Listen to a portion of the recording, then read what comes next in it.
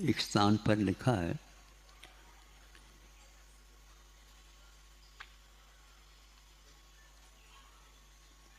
उपवास करने की बात है, किंतु गुरु के द्वारा कहा जाता है कि आज आप उपवास न करो। हम करने के पक्ष में, गुरु नहीं करने के पक्ष में, क्योंकि जो अस्वस्थ हुआ है उसकी वैयावृत्ति हेतु आज का भोजन आपको करना अनिवार्य है। यह साधुओं के लिए शिक्षा दी जा रही है, वहाँ की बात, और सामने जो बैठी सभा है उसके लिए भी यह लागू हो जाता है। संतों का कहना है, शरीर के बिना धर्म साधन नहीं होता और अन्न के बिना यह शरीर का टिकाव संभव नहीं। अन्न लेना अनिवार्य है, लेकिन कौन सा अन्न लेना, स्वयं को भी हम संयत बना रखें, और जो रुग्ण हुआ या अस्वस्थ हुआ है उसकी स्वास्थ्य भी बहुत जल्दी जल्दी ठीक हो। यह एक व्यवहार है, इसके पीछे धर्म भी लगा हुआ है। और धर्म का अर्थ मैं मेरे लिए ही करूं ऐसा कहीं भी लिखा नहीं गया। जिसके लिए जो आवश्यक है उसके लिए धर्म प्रदान करना यह अनिवार्य है, उसको सिखाना अनिवार्य है। ये एक सामान्य बात हो गई। विशेष बात क्या है? विशेष कि हम जो भोजन कर रहे हैं और भोजन दूसरे को दे रहे हैं वो कैसा है, इसका भी निरीक्षण परीक्षण होना अनिवार्य है। आज सुनने में आता है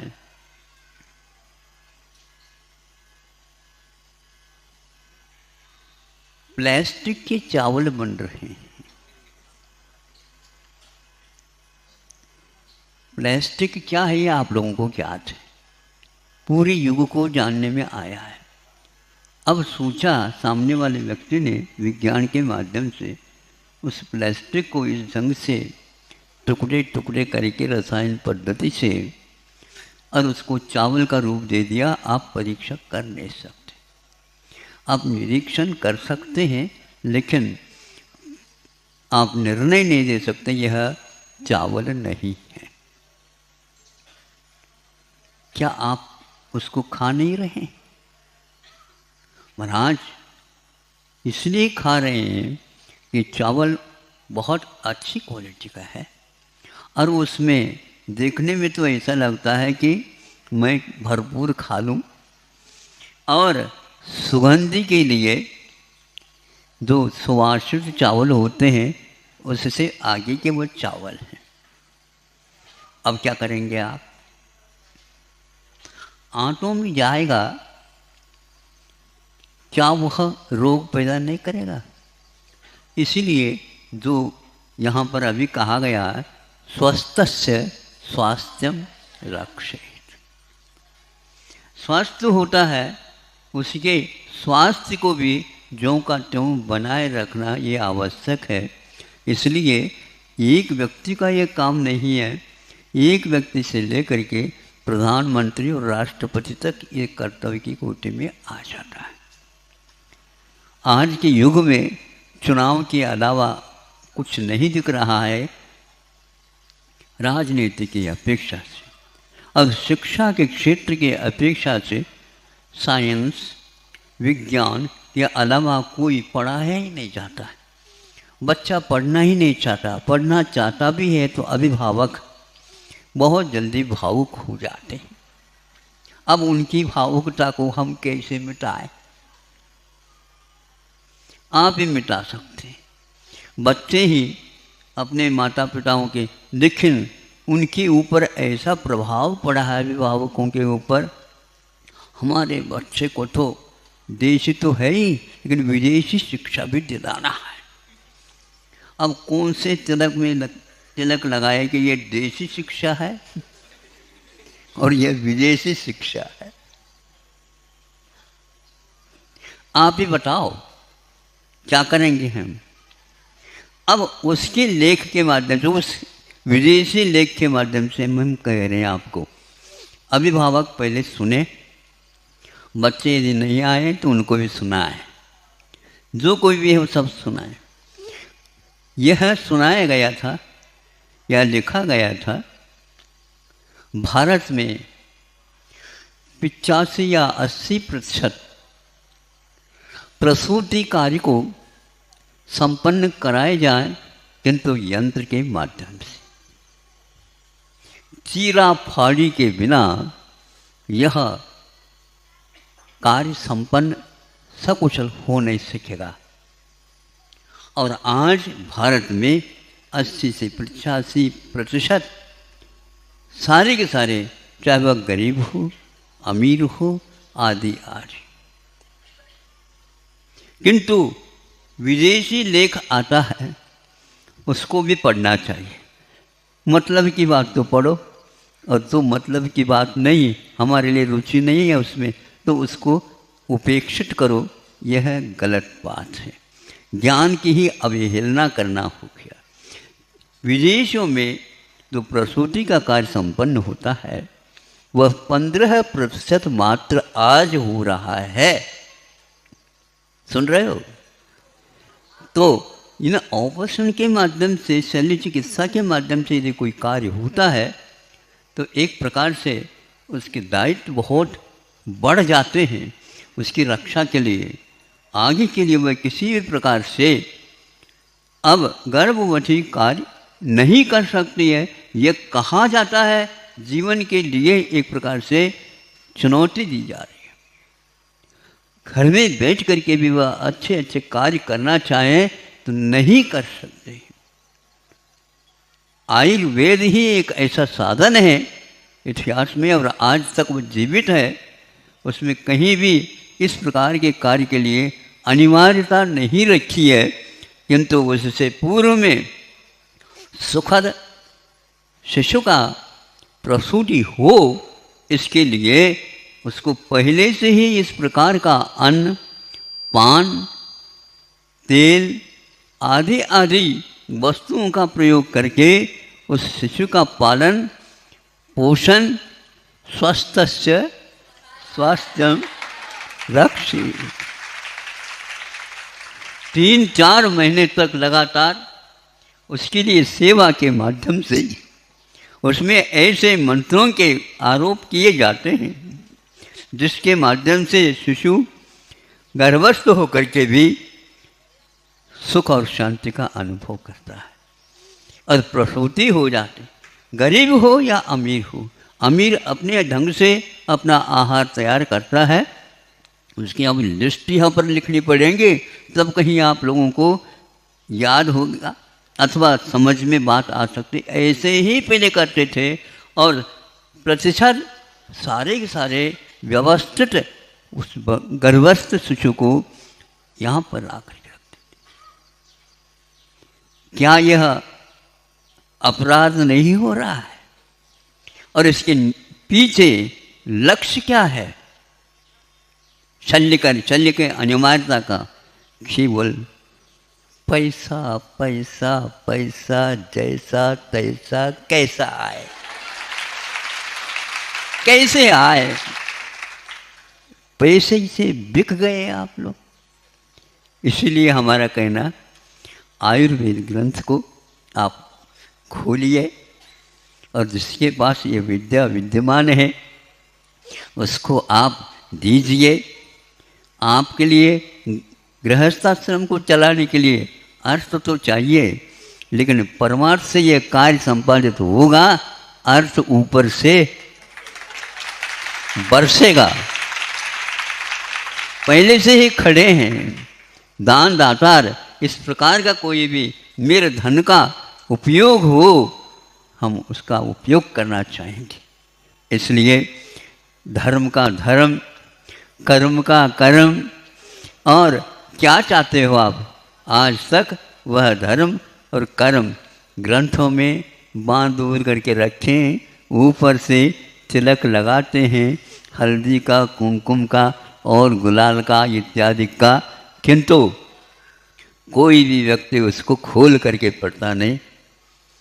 50 वर्ष पूर्व में कल्याण कारक का संपादन दोबारा हुआ तो उसमें एक ब्राह्मणों में प्राय करके आयुर्वेद के प्रति आस्था बहुत अटूट रहती। जब उन्होंने इस ग्रंथ को देखा और संपादन करने के लिए आग्रह किया गया है, मैं संपादन करूं, जब देखा तो उसके साथ साथ उनका मन कहने लगा कि इस प्रकार का ग्रंथ हमने कई ग्रंथ पढ़े, लेकिन इस प्रकार की शैली में जो लिखा है ये अभूतपूर्व है। ऐसा परिश्रम आज के इस युग में भी हो रहा है। तो ज्ञानी ही समझ सकता है कि ज्ञान का क्या महत्व होता है। तो आज यह अवसर आ गया है, कोरोना की कृपा से बहुत सारे लोग जागृत हो गए हैं। सारे के सारे अपने अपने प्रयोगशाला में दवाइयों का निर्माण करके उसका प्रतिकार करना चाहा। बनाए थे ये लोग, अमेरिका ने बनाया, चीन ने बनाया, रूस ने बनाया, जर्मन ने बनाया, जापान ने बनाया, सब ने बनाया, किंतु एक दूसरे की दवाइयों के ऊपर किसी का विश्वास नहीं है। तो उसके बारे में हम कैसे कहें जब विश्वास ही नहीं है तो क्या कहें? तो भारत ने कहा हम आप जैसे नहीं बनाएंगे, किंतु हम काढ़ा के माध्यम से ही आप लोगों को ठीक कर देंगे। सुनते हैं पूर्णायु के कार्यकर्ता सारे कमेटी भी तक 12 बजे तक वो तैयार करते हैं, दवाएं उसमें रख करके पैक करके, और वो भेजते रहते थे। यह कार्यक्रम चलता रहा।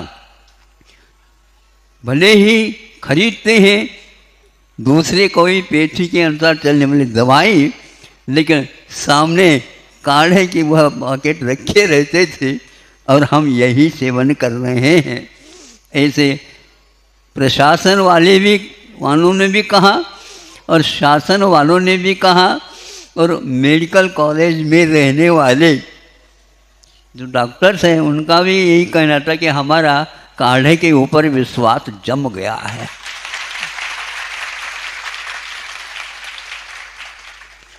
इसमें कोई मंत्र विशेष नहीं और कोई तंत्र नहीं है, केवल हम अपने सद्भावों के माध्यम से किसी प्रकार से यह प्रकोप शांत हो और सब लोग जल्दी जल्दी स्वास्थ्य का लाभ ले सके। ऐसे भी कई उदाहरण मिल रहे हैं। मैं ये कहना चाहता हूँ आप लोग इस ओर दृष्टिपात अवश्य करें, क्योंकि जब तक हम उस साहित्य की ओर अवलोकन नहीं करेंगे तब तक वर्तमान में जो भयंकर रोग हो रहे हैं उनके इलाज के लिए एक दिन हाथ ऊपर करने की अपेक्षा सर्वप्रथम हम अपने चश्मा को उतार करके उन ग्रंथों का अवलोकन करने का प्रयास करें। इसमें कभी धोखाधड़ी नहीं होगी। शल्य चिकित्सा चूँकि आयुर्वेद में विधेय नहीं माना है, उसको कहीं लिखा नहीं गया, ऐसा नहीं। शल्य चिकित्सा है, शल्य चिकित्सा का तो चीरा पाढ़ी है, नहीं है, एकांत नहीं है ये, किंतु उस गांठ को, उस विकृति को गलाना है, जलाना है। वो ये किसके द्वारा भी, किसी के द्वारा भी किया जा सकता। वो चीरा फाड़ी से ही वो ठीक हो सकता, ऐसा कहीं भी नहीं निकाला। एक क्षारकम जो कर्म होता है आयुर्वेद में, उसके माध्यम से, उसके सेवन करने से वो गांठ पिघल करके कहाँ चला जाता पता नहीं। आप लोगों को अभी विश्वास इसलिए नहीं होता क्योंकि आप जिससे परिचित हुए हैं उसके प्रति आपका बहुत बड़ा गाढ़ विश्वास है। विश्वास को मैं समाप्त करना नहीं चाहता, लेकिन दूसरे की ओर देखो तो सही, कम से कम वह गायब कैसे हो रहा है। इतने बड़े बड़े जो गांठ को होता उसको वहाँ पिघला करके और समाप्त कर दिया जाता है। इसको क्षार कर्म की भी उन्होंने संज्ञा दी है। यदि आप चाहते हैं तो हमने एक बार सुना था, अमृत धारा है जिसमें 3 वस्तु मिलती हैं, पेपरमिंट, कपूर, अजवाइन का फूल। ये 3 हैं और सस्ते भी हैं और सब जगह ये उपलब्ध भी होते हैं। और उसके प्रयोग करने से तात्कालिक 1 सेकंड 1 मिनट भी नहीं लगता, घाव में से गिर गया और उसमें से खून बह रहा है, उस बहते खून को वह बंद कर सकता है 1 मिनट के भीतर। ये अमृत धारा है और उसी को यदि लगाते चले जाएंगे तो पक्का है आज 8-10 दिन हो गए होंगे प्रमाद के कारण, और नीचे देखते हुए भी वह नहीं दिख सका क्योंकि ब्रेकर लगाया था वहाँ पर। तो हमने कहा ये तो रंग है, लेकिन वहाँ पर कुछ ऊंचा बनाया था तो हाथ जा कर के टिक गया तो वहाँ पर घाव हो गया और खून आ गया। इसको लाओ, ये लाओ, लाओ, ये कुछ भी नहीं लाओ, यदि अमृत धारा है तो लाओ। और उसको लगाने से आधा मिनट भी नहीं लगा, खून जहाँ जहाँ से आ रहा था वह रुक गया। ऐसे 2-3 उदाहरण मिले। हमारा तो विश्वास अमृत धारा के ऊपर जम गया। भगवान से प्रार्थना करता हूँ आप लोगों का भी विश्वास इसी प्रकार जम जाए। हम जबरदस्ती नहीं कर रहे हैं, लेकिन जो जबरदस्त लिखी गई है उसके बारे में सोचना तो आवश्यक है। हम सोचें, अफसोस की बात नहीं है, सोचिए आप, किंतु हम इन बातों को कभी गौर से देखना नहीं चाहते। आंखें न मूंदो, सुनने में आ रहा है आप लोगों को? थोड़े से आवाज बढ़ाऊं क्या घटाऊं? आंखें न मूंदो, नहीं आंखें दिखाओ। आज तो खुल रहा है क्या नहीं? दूसरे को तेजी से देखना बंद कर दो, उसका कोई प्रभाव पड़ने वाला नहीं है। बच्चा भी देखता है और माँ की आंखों को देख करके ठीक है शांत, 5 मिनट की बात है, अपने आप ठीक हो जाएगी। ऐसा ही होता। तो आंखें न मूंदो, सत्य के बारे में जब सोचना होता है तो उस समय आप आंखें बंद करते हैं। तो मैं सोचता हूँ आंखें बंद करके ये सोच रहे हैं, नहीं पश्चाताप कर रहे हैं, हम इसके बारे में कुछ भी नहीं जानते। तो इसलिए कहा जा रहा है आंखें न मूंदो, न ही आंखें दिखाओ। फिर क्या करो? सच क्या है देखो, परीक्षण करो। विश्व में हाहाकार हो रहा है एक रोग के पीछे, अभी भी वह दवाइयाँ बन रही हैं। दवाएं नहीं बन रही महाराज, केवल इकट्ठा हो रहा है, इकट्ठा हो रहा है। तो इतने परिश्रम क्यों कर रहे हो? नोट इकट्ठा करो और यह 2000 का नोट गायब हो जाएगा तो अपने आप ही आप दोगे, ये पक्का है। ये मालूम है कि भारतीय परंपरा में प्राय करके गाड़ करके रखते हैं। नोट को गाड़ करके मत रखा करो। वह चांदी की मुद्रा, पंचम जार जिसको बोलते हैं आप लोग, यूं करके ऊपर फेंक दे देते हैं तो दुकानदार क्या सुनते हैं? उसकी झनन आवाज़ सुनते हैं तो ये ठीक है, और इसमें से कुछ आवाज़ नहीं निकला, ये खोटा है। आयुर्वेद खोटा नहीं है, आपकी निगाह में जो खोट है उसको दूर करने की क्षमता रखता है। दवाई के मूल्य के बारे में मत पूछो, बहुत कम दाम में वो औषध आपके लिए उपलब्ध होता है। निःशुल्क बांटने का परंपरा या रिवाज था, आज भी विद्यमान है, क्योंकि उन दवाओं के माध्यम से चेतन को दिशा मिलने वाली है, केवल शरीर को नहीं चेतन को मिलने वाली है। ऐसे दवाइयों के माध्यम से हम सामने वाले के जो बिल्कुल असाध्य भी रोग हो उनको भी हम अवश्य ठीक कर सकते हैं। ऐसे ग्रंथों में कई बातें लिखी गई हैं, आप लोगों को फुर्सत हो तो अवश्य इसका अध्ययन करें, नहीं है तो तो अपने बच्चों के ऊपर कृपा करके ऐसे संस्कार डालो, बेटा मैंने नहीं किया लेकिन तुम कर डालो।